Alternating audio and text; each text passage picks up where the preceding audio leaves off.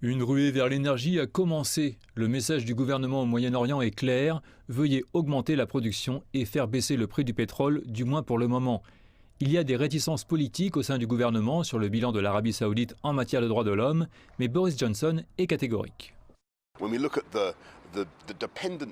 Quand nous regardons la dépendance que l'Occident en particulier a construite sur les hydrocarbures de Poutine, sur le pétrole et le gaz de Poutine, nous pouvons voir quelle erreur c'était. Parce qu'il a été capable de faire chanter l'Occident pour tenir les économies occidentales en rançon. Nous avons besoin d'indépendance. La pression vient aussi de l'opposition. Je n'ai rien contre les mesures visant à faire baisser les prix à court terme. Mais vous savez, Liz Truss le disait encore l'autre jour, nous devons arrêter de compter sur les acteurs malveillants.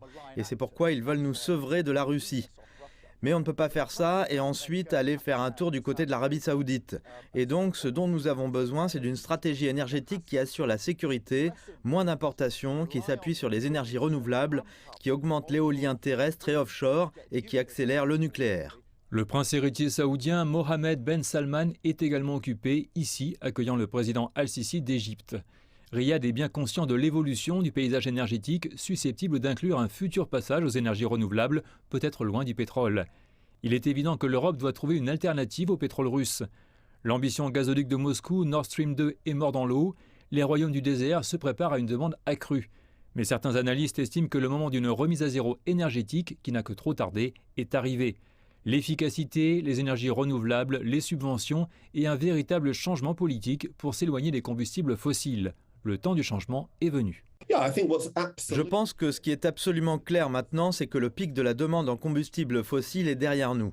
Laissez-moi être clair, c'était en 2019. Elle ne va jamais retrouver ces niveaux.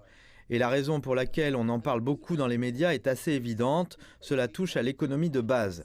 Des prix élevés en présence de solutions alternatives signifient une baisse de la demande. Plus de pétrole peut être pour l'instant la solution immédiate, mais les 2 prochaines décennies pourraient voir une évolution très différente de ce à quoi le monde a été habitué pendant plus d'un siècle.